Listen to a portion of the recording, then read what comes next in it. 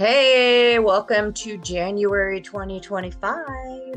We did it. We did it. You did it. You did it too. Thank you for being with us. We're really grateful for our audience. Yeah. Debbie, tell us what today is about. Oh boy. So we had our good friend Alison Tomei, who's this magnificent artist, and Alison has been with us from the very beginning of Cour. So this is someone who's near and dear to us, who has been around and who has done the work, who has worked with our kids, right? And so anyway, it's a love fest today.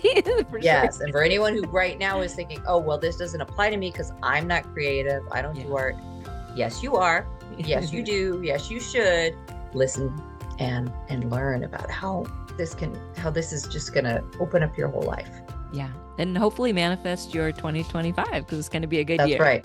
Intention. Yes. The world is a lot right now. Are you feeling it? We all need new tools to help us walk through the chaos with grace, ease, and compassion for each other and for ourselves. In this podcast, you'll hear from parents, educators, and other experts who can bring perspective to the monumental job of parenting. It's time to level up and be warriors for our kids and our communities. This is the Warrior Parent Podcast. I'm Marci Mitchell. And I'm Debbie DiManno. As parents, we understand that it really does take a village to raise our kids. We hope that this podcast serves to create and support that community for you. Join us as we discuss and practice our core tools, which are proven mind-body techniques that can be used by anyone to improve your life on a daily basis. Welcome to the Warrior Parent Podcast and welcome to 2025. This is our first episode of the new year, and so we're so grateful that you are joining us.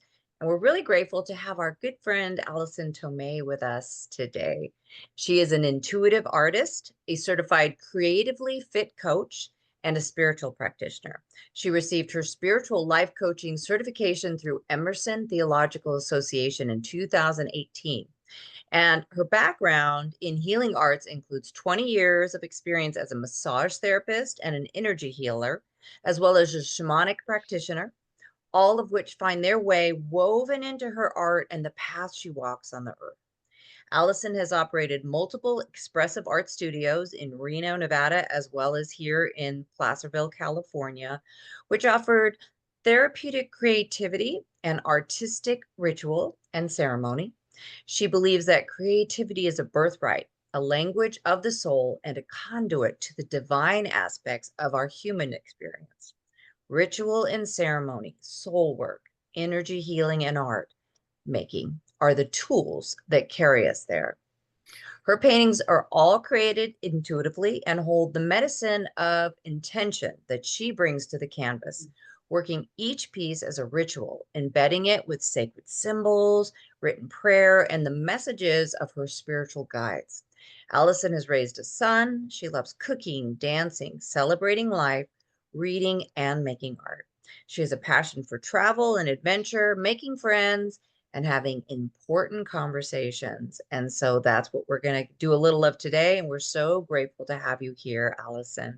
Thank you so much. Great segue with these important conversations. Sitting with you guys. Oh my goodness. So you probably don't know this, Alison. Marci might have told you this, but as we were sort of imagining what our next year's podcast would look like, we were thinking about January and of course what everyone's doing in January. And we thought about vision boarding and manifesting. I'm like, oh, Alison, she's got to be the first girl and the first of the month. And this is how we're going to do it. And sure enough, it is the 1st of January, 2025. And we have Alison. And I feel like we have been connected to Alison for so long. She's been a big part of our creation. She was there in the beginning. Yeah. Back in the beginning. And even before that, Alison was one of my daughter's art teachers. So we've talked about experiential training. That's how Core Experience got its name, actually. And it was modeled around a summer camp up in the hills in Pollock Pines where Alison used to teach. And that's where my daughter, this is where life changed for my daughter. And in fact, my daughter now she's graduated from college, but still doing creativity with photography and all those things. And I tribute Alison in that camp, and the experiential training. So, man, I feel like I have so much to say about Alison and her work.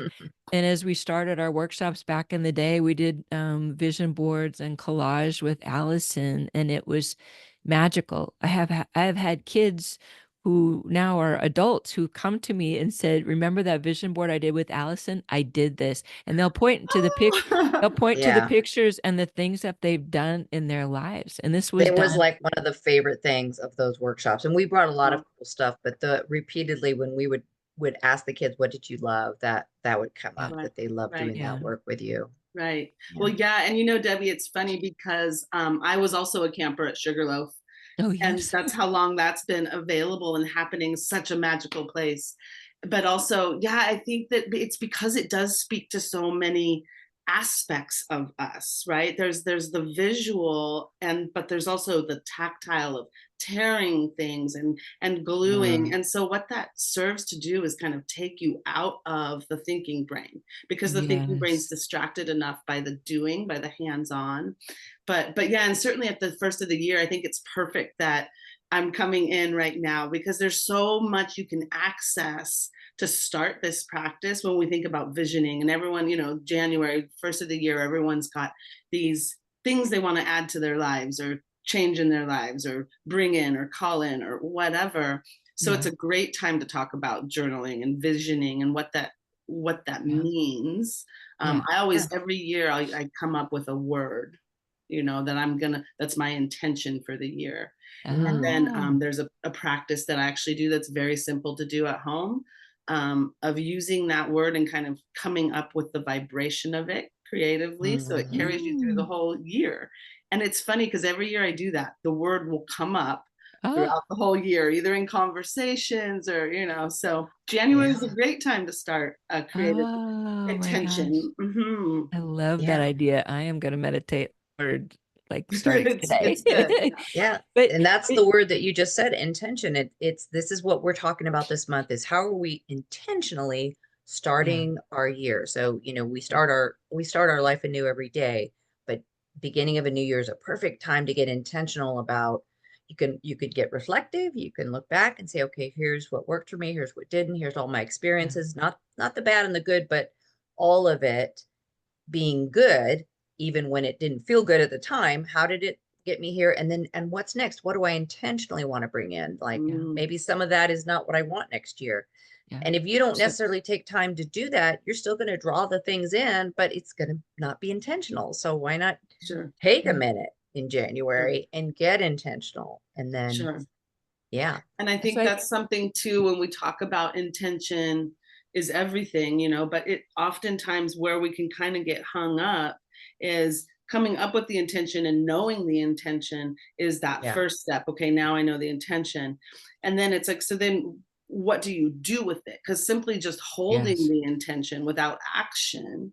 Right. But sometimes the conduit that can help us get there is creativity. Because again, as I was saying, when you're in a creative state, and that's whether you're running, cooking, gardening, sewing, the thing that occupies the hands and opens the heart, and that's where you can make intention actually manifest, and it can feel like wearing someone else's jacket for a while. So isn't that though is getting really clear on it, like to get clarity so that you're connected to your soul work, right? It's not just people think, oh, I'm gonna have a new car for the next year. Okay, so is that really your soul's work? Is just to drive a fancy car? Yeah, like maybe not, right? So I think that may be something that's really tricky for people, but the idea that you could use art to get clear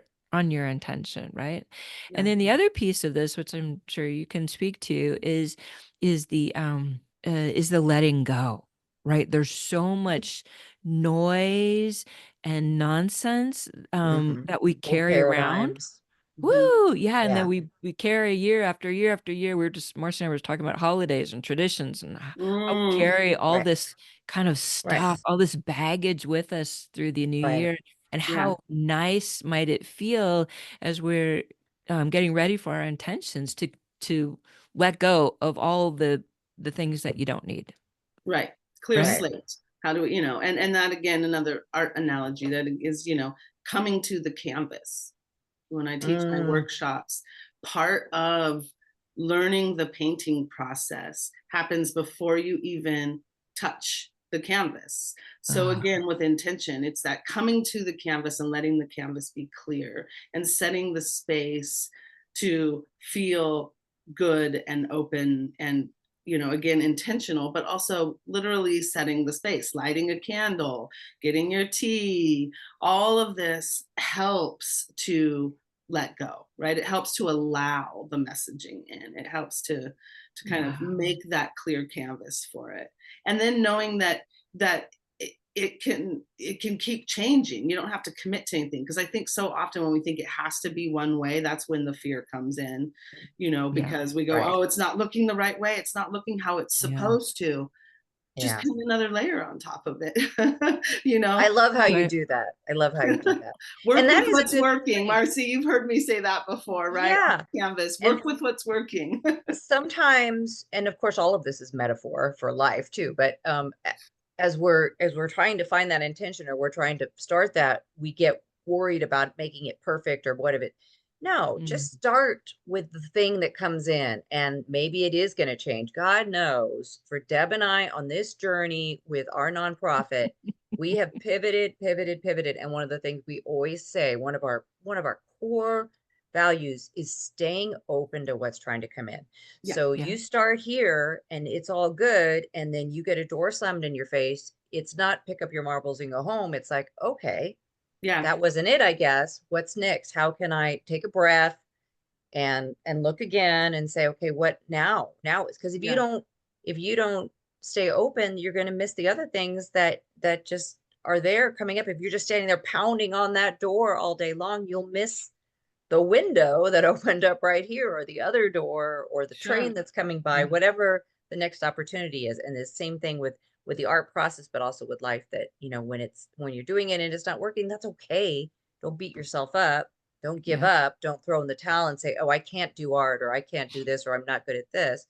The Say, limiting okay, beliefs. Yeah, yes, Yes. like be open yeah. to, okay, well, if not this, then what else? Or how is this going to shift for me? Yeah. I often get an opportunity to bring up that teaching when I'm doing creative classes or facilitating in that way, because well, I often say stay curious. Yes, Mm.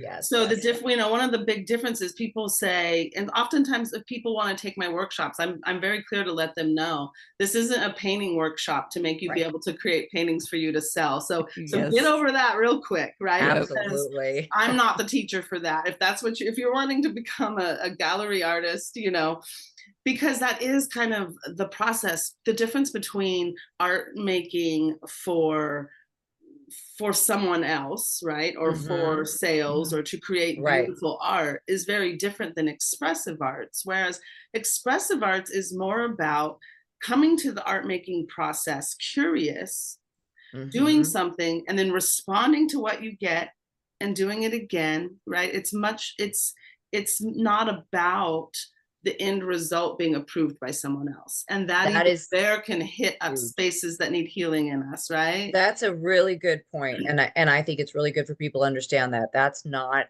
and even though Allison does make beautiful art that she does sell, I have 2 of her gorgeous paintings hanging in my living room right now, Me which I too. love, Me yes, too. and what this is about is expression and creativity and work, inner work, and bringing in things, so it's a whole different thing, and it's for everyone. It's not Sure. like you're like, because I hear my friend Debbie sometimes say I'm not creative or I can't. Of course, she is creative. We're all creative, and she just made a beautiful little.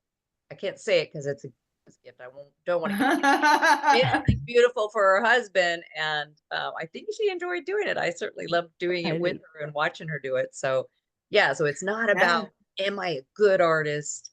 can I make money at this? Like that's your capitalism slipped into your and we don't want that. We want to be Yeah, creative. those roots are deep with all of that. You know, I Oh mean, yeah, they we could are. unpack, we could do 2 podcasts on that topic alone, Hell you know, as yeah. far as, Yeah. and I Yeah. think what it is too, and again, there's so many sort of symbols of art making that are also life. You know, there's so many similar ways of looking there. And I think that's it too, because so often, you know, it's that, well, if you say so thing, you know, so those of us who go, well, I'm not a creative person. Maybe you don't actually truly like enjoy, maybe you don't reach that relaxing state in creating or whatever. So then becomes the question of, it's not, I'm not a creative person. It's more the question becomes, what is my creative medium? Mm-hmm. Yeah. So it's more I'm about asking the wrong question. yeah. It's like, okay, you might not be a painter. You might not, you know, you might not even enjoy the process of painting. It might make you frustrated, but I guarantee if you stick with it and stay curious, it will finally, the neurology will finally let go. Because the thing that's making you uncomfortable in making that art are the agreements you've made about yourself. And when it's not working the way it should, or if someone else is going to see this, they might see parts of me I don't want them to see. So we go, no, I don't like making art. I'm not creative. You know, but if you still do it anyway, long enough, all of a sudden, it will let that go. And then the more that you come to a creative practice in your life, however simple it is, it's the come to it again, you will find your own meaning, and the other stuff starts to hit a little bit less. You know, it softens a little bit. You know, trust me. I mean, I still even, and I am a trained artist as well, and I still, if I'm doing a commission or whatever, guarantee I still have those moments of like, that's just not looking right. And so then that's the reminder, right? Come back to yourself. Hey, we just wanted to take a quick moment to tell you about something very exciting that Debbie and I and our team have been working on for literally years. And that is our Cour Tools app, which is now available at the Google Play Store and at the Apple Store. And you can sign up for it now and you will get access to all the tools we've been talking about on the podcast. And if you're an early adopter of Cour Tools, you can get a VIP price for $49 for a lifetime. That's lifetime. Right. Buy it once and we'll keep updating it too. Yes. So we're super excited about this. Go to Apple Store, go to Google Play, and purchase it now. Cour Tools, COUR, capital TOOLS. Go get it. I in some of your workshops that I've been in, one of the things, and I think it's around this piece, you'll say, okay, everybody shift your paintbrush to your other hand, to your non-dominant hand, or turn your painting upside down. Like it's a shake it up, get out of that judgment piece and get back into the creativity, the joy of creating, the joy of the process. Yeah. And there's a lot of ways to start small with this in your life. You know, there's books and ways to kind of start working with the mindset of it first. And it's about starting where you are, wherever you were in your timeline in your life, where you decided about yourself, who you are creatively, wherever you were in that timeline that you decided, I love making art, I'm an artist, or you decided, oh, my sister's an artist, I can't make art, or you're in 4th grade and the kid said, that's not how a nose looks, or wherever you were in that timeline. When you then later on decide to start a creative process in your life, you will begin there. So you will begin at that child there. You will begin where you left it. So there really is this grace in kind of allowing that. You're stirring up. I told you, ladies, that's where I'll say this book too. Oh yeah. One of The Creative Cure, Jacob Normandy. I never say his name right. Nordby, I think. And of course, you know, Julia Cameron, The Artist's Way. There's this, because this goes with journaling. It's not just about visual arts, but certainly there's a way to slowly kind of get into the mindset of how you want to look at yourself as a creative being and start to kind of remove that artist or non-artist, you know, that's been it's so in our neurology. So you're stirring up some some funny thoughts in my head. I've always said this, like, I'm not creative. And then I produced these outrageously creative children. And Marci would probably say the same about her children, right?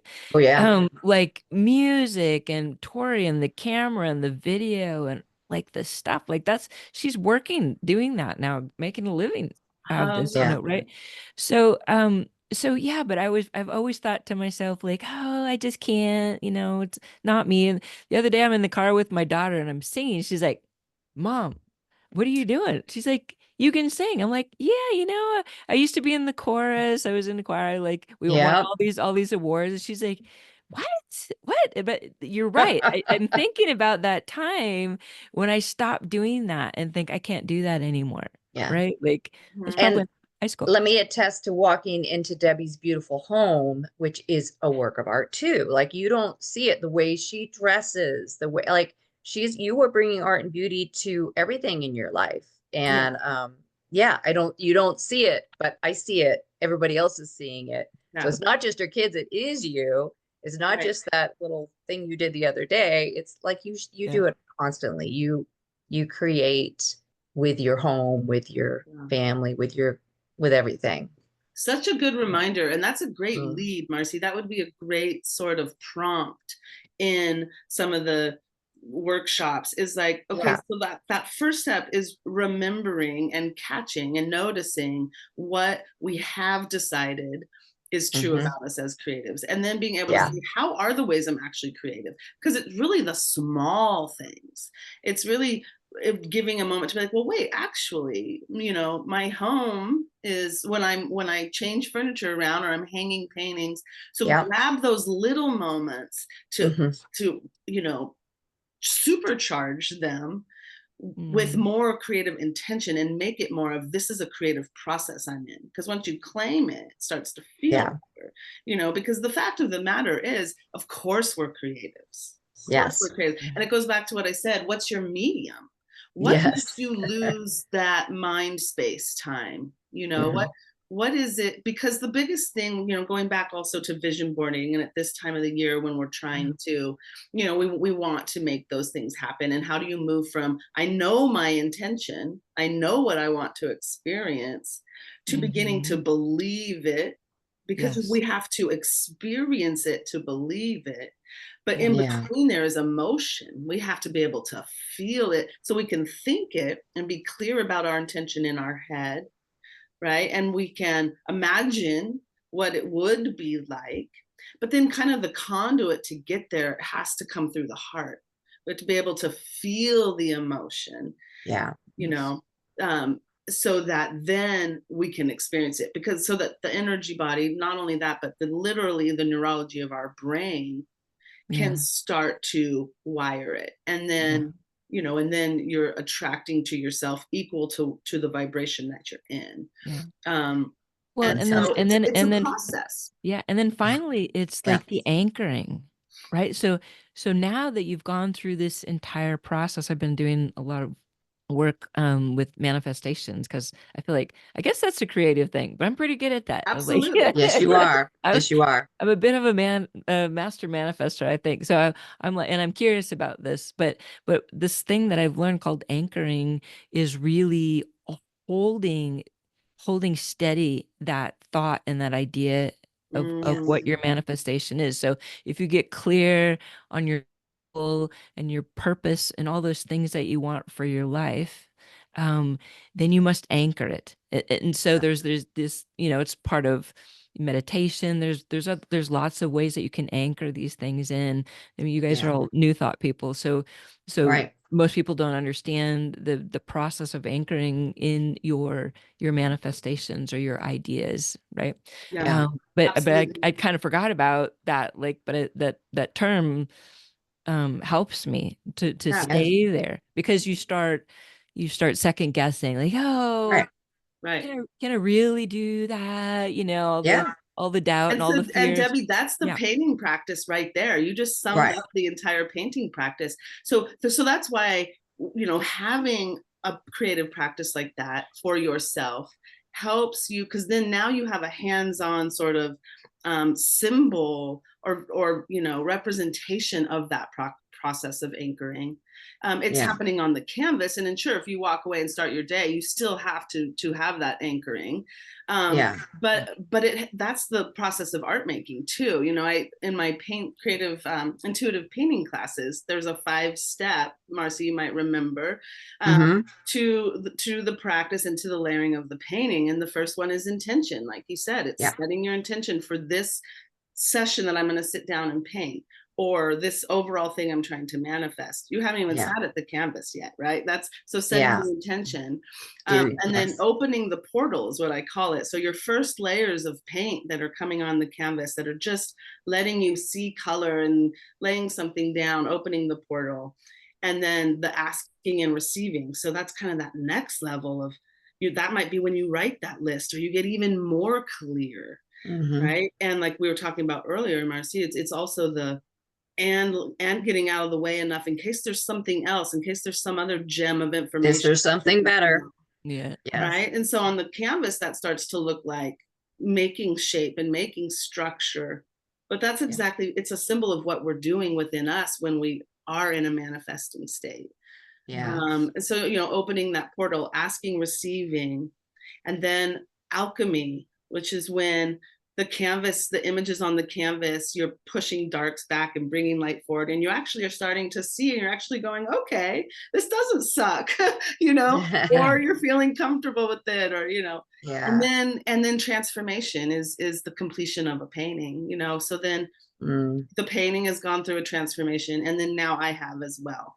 So when we bring ourselves to a creative process too, it helps us understand real time what that looks like, helps break it up, and it gives you permission, I think, too, to be wrong, and it gives you permission Oh yeah. to change gears, and it gives Yes. you Start permission to be again. Think vulnerable. again. Yes. I Yeah. love that when you talk about that intention setting, because I'm remembering, so I've done the 6-week class with you a few times, and in that one you have your fresh canvas and you start, but we're writing these words that are on the canvas that you're not going to see because the paint is going to go over it, but they're there still. So you start with whatever it is. So maybe it's more light, more joy, prosperity, whatever you're bringing in, relationship, love, kindness. And so that's there. It's in the basis. You started there. That was your intention. And then all this magic happens with paint and maybe collage, which is another one of the beautiful things that you do. And you won't see that anymore. And you also won't see earlier iterations because now you've changed colors or you've flipped it over upside down and everything changed again. And it is all a metaphor for life, but it's a beautiful, fun, engaging process. And you do have to keep reminding yourself. I think that's the flipping is, again, like, I'm not going to be submitting this to an art critic. This is my joy. This is my process. So reminding again and again. Right. I always say, you can paint over it 1,000,000 times. You can put it, Gesso is your friend, right? bring it to the fire. I mean, that doesn't matter. It's what's happening in the action of doing it. The process. And it's so uncanny because so many times, whether in my art journaling workshops or collage or painting or any of them, how often the message comes through in the unexpected ways. So like Marci's saying, sometimes on a canvas, you might start writing your whole intention or writing your desires or something. And then you're painting, you forgot about it, your layers in, and all of a sudden, you see something in the paint, like, oh my God, it looks like the bird, it looks like a bird. And I just drew this thick card about a bird, and the bird means the thing that I was wanting to manifest, or like, so it also just reminds you that you are in fact connected, right? That that what you want is also wanting you truly, it allows for that, oh my gosh, and it allows for that fascination and that excitement of, well, isn't that the soul's journey though, right? Like, isn't that really all, like, while we're here is to try and connect with your soul? Like, who am I? Like, what am I doing here? Especially as you get older, you start to run out of time going, well, okay, like, I better get a little bit more clear on this because I'm still figuring it out. Right. But I think that's, for me, that's what, especially when I look at the pieces that Alison does, like, that feels like full on soul work. Like Mm. she's going deep with this stuff to work, you know. I imagine, I mean, you do so many of these. I mean, that's a lot of soul work, right? Well, But yeah, and I mean, and you touched on a few things for me too with that, with this, like, we do evolve. I mean, certainly it is soul work and the who am I? And I'm realizing right now, like, as much work as I've done or any of the things, right? yeah, You don't arrive. yeah, No. You yeah, don't just arrive. And yes, Yeah. how is it going to change? I was talking with you ladies earlier about uh, your creative voice, that soul voice, or my practice is, I'm very aware it's changing now. It might come to you in different ways later. It's still always going to be there, but that who am I piece is a journey, yes, and that Yeah. soul art, and that's why we are creative. We look at the seasons and we look at the way that nature changes and adapts, and we're the yeah, same. And the voice might come through different, but the soul is always ever present. yeah, And sometimes it takes a little bit of grace. And I'm saying this to myself right now because I'm in that state. My work's ready to change. I'm feeling it. And it's a little bit of that allowing, but certainly for me, going into a creative space softens that journey. It takes me out of my thinking, solving. And I truly yeah, often, I mean, I've had painting sessions when I'm alone where I truly have, I'm pretty sure something just channeled. If I don't know how I just did what I did, right? yeah, But again, yeah, the end result isn't what ends up showing up on the canvas. It's that I feel different when I'm done. And I think that's yes, what keeps bringing me Ah, back that's to it. beautiful. You That's know, really and beautiful. I think art making, whether it's doodling, whether it's doing Hmm. a collage, which I love collaging, yeah, but I Yeah. think that what it also allows is a chance then to see a visual representation of an emotional state that you might need to uh, understand deeper. Because it's not Yeah. yes, always the words. And even sometimes there's another process I do called touch drawing that I'd love to bring to the center, Marci. I've told you Mm. about it. It's a very tactile, almost like printmaking. You're rolling ink out on a board, you're laying rice paper over the ink. You use your hands to kind of, and there's Ooh, different prompts that you use, and it goes very quickly. You can do like 12 of them in minutes, but it's sounds great. fascinating that when I you're like done, that. sometimes you're laying them all out and you're feeling something's becoming clear to you emotionally that doesn't Hmm. necessarily have words, but it allows a moment of a kind of a deeper understanding of where am I now. Hmm. And it certainly allows us a space of grace and to be a little softer on ourselves. It tends to soften things. And I think Yeah. that's Wow, part of why we do have creativity in our beingness. It's so that we have a tool to process the things yeah, that don't always have words. Hmm. It allows you, it's a very subtle space that you go into, but I think it definitely helps us use, emotions are energy in motion. yes, Mm. So art yes, making really can help us understand in a really mutable, deep way what we're feeling. And Wow. there's not often words. But when yeah, you do make your practice and you mix it with journaling, those words come too. So it's a yeah. great tool to connect us to ourselves. Yeah.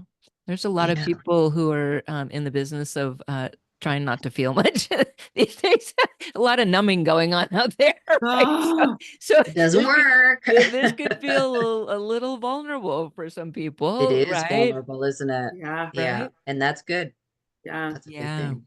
Even more Yeah. so, you're so right, Debbie, with the it feels more than extra now. And I think Yeah, this is the it other is. calling. It feels, for me, I'll just say that I'm like, God, what? It just feels, I've had these moments of, why can't I get there? Like, what is this Yeah. heavy, illusionary thing. And so I think, again, we go back to intention and starting where you are, but it's a softer way to feel what you have to feel without admitting that you needed to feel it. Just make some art, just tear some paper and glue it on something. Yeah. Right. It sounds easier than a therapist, I'm thinking. Exactly. And it doesn't cost as much either. Right? That's the other one, Jacob Norby. This one's Blessed Are the Weird. And it's a manifesto for creatives. Yes. And I think when we are trying to get out of that, this culture of numbing out, checking out, not feeling, what's the whole term when the kids are like in the feels or whatever, you're supposed to avoid getting in the feels with a relationship or whatever. Sorry. It's just so this is an inspiring one too, just about allowing that to happen, so I'll give you guys both of these thank you. Yeah, we'll post that. And what about so we talked about you've had studios before, we know you're doing workshops and stuff. What if people are hearing this and they would like to work with you in some way? Do you have ways that you're doing that right now?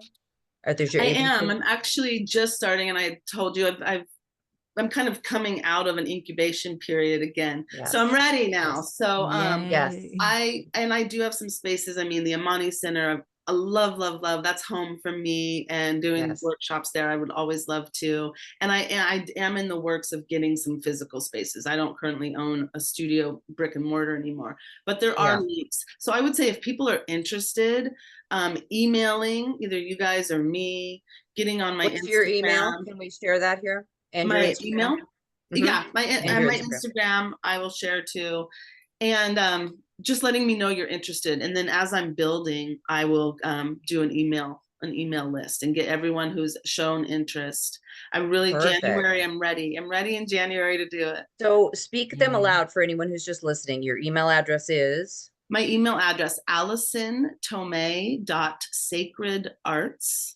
One L in Allison. One L, ALISONTOMEI.sacredarts@gmail. Okay. And then what's your Instagram that people can follow and see some of your work? And my Instagram is Creatrix, which I love the term. We are all a creatrix, right? Yes. Creatrix Soul Art Studio. Love that. Yeah. And then for you, so then for those of you who are in the Northern California area, particularly El Dorado County, Sacramento area, that's where the Amani Center is. And we do bring Alison on a regular basis. We're talking right now about having her in January. So you can go to theamanicenter.org and hopefully you're going to see some opportunities to come and do a great workshop with Alison, have some fun, make something. This is one I made last year. So this is using the collage technique that she was talking about. I have another painting hanging over in another space I have here. That's one from the 6-week course that was layers and layers and layers. Yeah. But it's so fun.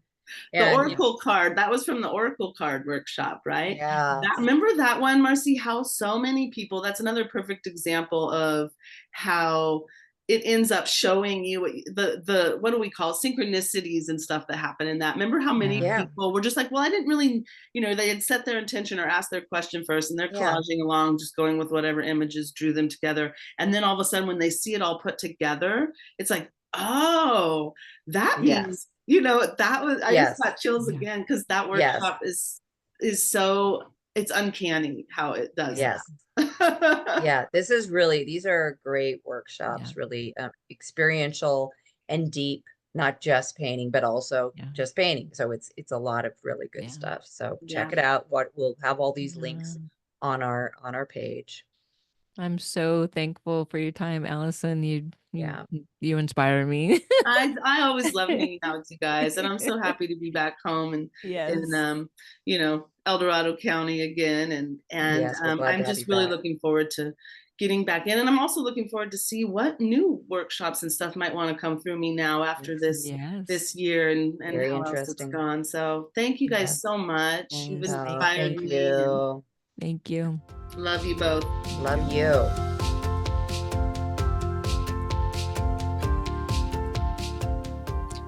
And now for your core mental health break. This is your opportunity to take a moment to support your mental wellness. your peace of mind, your own ease and grace. Take some time every day to support your mental health. You deserve it, and it matters. Today, we're going to have a journaling prompt. So I encourage you to get out a journal or a piece of paper or use your phone and write the following prompt. Today, if I could do whatever I wanted to do, I would. And then just let yourself write. And remember, you're not limiting yourself by money or time or location. Today, if I could do anything I wanted to do, I would. Enjoy.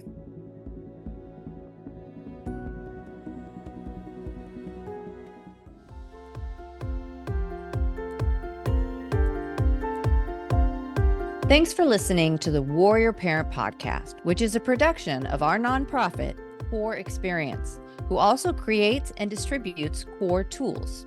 You can find us at courexperience.org. Make sure you join us next week for another informative conversation to help you and your family show up mindfully, purposefully, and joyfully with each other and in your community. Our Cour Tools platform consists of a number of proven tools and techniques that are designed to reduce stress, anxiety, and overwhelm in spite of what's going on in your world. We want to thank Samuel Hale, LLC, for sponsoring this podcast. Technical and marketing support comes from Inspire Your Brand. Our podcast editor is Justin Beeden. Opinions expressed by guests do not necessarily reflect those of the hosts, the producers, or the financial supporters. I'm Debbie DiManno. And I'm Marci Mitchell. Thanks for listening. If you resonate with the idea of creating a community to help support kids and families, won't you join us by following the podcast and sharing this episode? You can even write a review. It truly does take a village, and we appreciate you.